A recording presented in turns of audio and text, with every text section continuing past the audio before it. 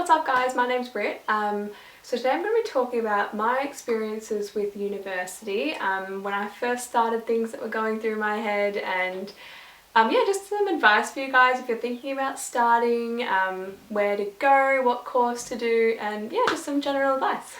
Okay, so first I'm going to talk about my experience. So I finished school 2 years ago in 2014. When I finished year 12, I was dead set I'm going to do nursing. I've wanted to do that since I was in year 9. It was just all I wanted to do my whole life, so that's what I was doing. So I was going to finish year 12, take a gap year, and then go study nursing at university. I'm really lucky that I took those gap years off because it helped me realise that nursing was definitely not what I wanted to do at all. Like, just thinking about it, I just don't really deal well with people in pain, and that's like basically all nursing is, so I'm really glad I took those 2 years off to realise that. So I currently study a Bachelor of Primary Education, and I'm just finishing my first semester in a couple of weeks, and I'm really enjoying it so far. So I'm definitely no expert on advice, like I'm still only in first year, but I just want to just share my experience of starting university and just things that I found helpful. Okay, so when I was in year 12, there was so much pressure to go to university. Just at school, it's all they sort of really talked about, you know, you finish year 12, you worked as hard as you could to get a good ATAR, and then you went off to go to university. But there's so many other options of what you can do, like there's apprenticeships, or if you just want to go straight out into the workforce, like that's an option too. It was just really pressured at our school, and I just don't think it should be. Like, they shouldn't pressure kids to go to university so much. Like, it's not the only option. Okay, so if you decide that you actually do want to go to university, there's a couple things that you'll need to think about. First of all, what to study at university. Okay, so some of you might be lucky enough just to know your whole life, okay, I've always wanted to be a vet, you go and be a vet, you love it, awesome. But for a lot of us, it's really hard to decide what you want to do. So think about subjects that you enjoyed in school. It's really important to make sure you're doing what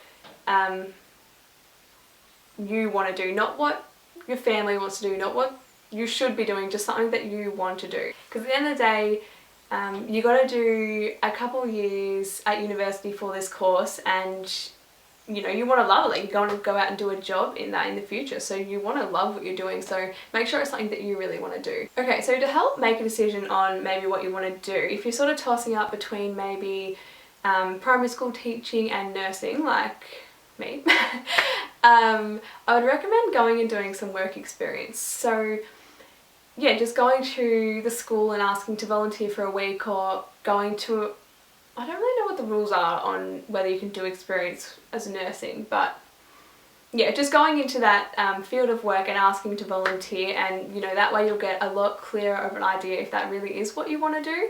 I probably should have done that when I was considering nursing in high school, and then I would have worked out really quickly that that's not what I wanted to do. Okay, so once you decide what you want to do at university, you then need to work out where you want to go. So if you're lucky enough to have a uni close enough that you don't need to move away from home, that's awesome. But for a lot of people, it's, you know, they have to move away to go to university, and that can be really scary. Like, you know, moving away from home is a big thing. Like, you've got to think about like how you're going to afford to live. You know, you're going to be moving away from everyone that you've ever known, like your friends and family. But I also think moving away is a really good experience. I personally did not have to move away for my uni course, which I was really lucky, but I think it'd be a really good experience that you'd gain so many independent skills, and yeah. Okay, so now I thought I'd talk about some of the things that I was really nervous about when I was about to start university. So one of the biggest things for me was I was so worried about not making any friends. Like, it sounds so stupid, but that was honestly the biggest like thing for me. Was I was like so nervous. I was like, everyone's already gonna have friend groups, I'm gonna be alone. You know, and everyone always said to me, like, you know, everyone's in the same boat. Everyone's going to be trying to make friends, everyone's going to be really nice, and it just like went in one ear out the other because I just couldn't get it through my head. I was like, no, I am going to be the only one alone. But I was so wrong. Like, on my first day, like, I made so many friends. People are just so friendly, you know, or even, you know, if you're the one that goes up to someone and just you know, introduces yourself, that person is probably going to be so grateful for that, because they're probably sitting there freaking out, you know, because they've got nobody to talk to. So if you're that person that goes up to them, you know, they're going to be so grateful for it, and you can both just be nervous together and at least you'll have somebody.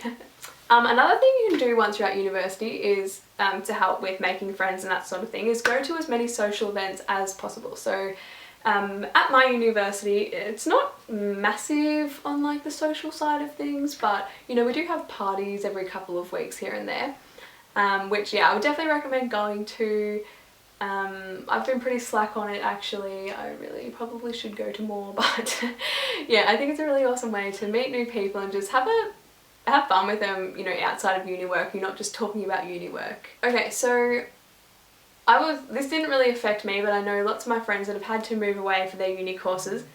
One of their biggest worries is money. Like, how are they going to afford to pay rent? How are they going to afford to eat? How are they going to afford to pay bills, you know? So what I would recommend doing is going to Centrelink. You know, you might think that you're not eligible for anything, but you never know. Like, it's worth going in there and, you know, at least seeing if you're eligible for anything. Or, you know, not everyone's lucky enough to have parents that can help support them whilst they're moving away. So yeah, I would definitely recommend going into Centrelink, just seeing what you're eligible for, because you never know, you could be getting payments.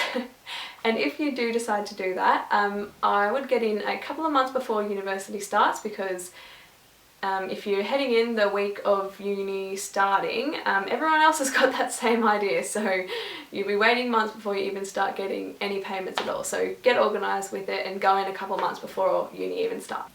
Okay, so once you're actually at university studying a course that you love, so for example, me doing primary school teaching, I think it's a really good idea to go down to the local primary schools and just volunteer there a couple of days a week, if you've got the time, that is. Just because it's a really good way to get some experience and just confidence in that field of work. It's also a really good way to get your foot in the door a little bit, so when you actually finish your course, you'll have been working at, you know, this primary school for the last couple of years. So, I mean, no guarantees, but they might have a job available for you. And it'll also look really good on your resume to say that you've been working a couple of days a week at a primary school for the last couple of years, you know, and you're going to get the job, as opposed to the person who has the same degree as you but has not had any experience in the field at all. So I think it's a really good idea to go and get some experience in the field whilst you're doing your course, if that's possible. Okay, so that's going to be it for today's video, guys. I hope some of the advice was useful for you guys if you're thinking about starting. And yeah, I'll see you in my next video. Bye guys!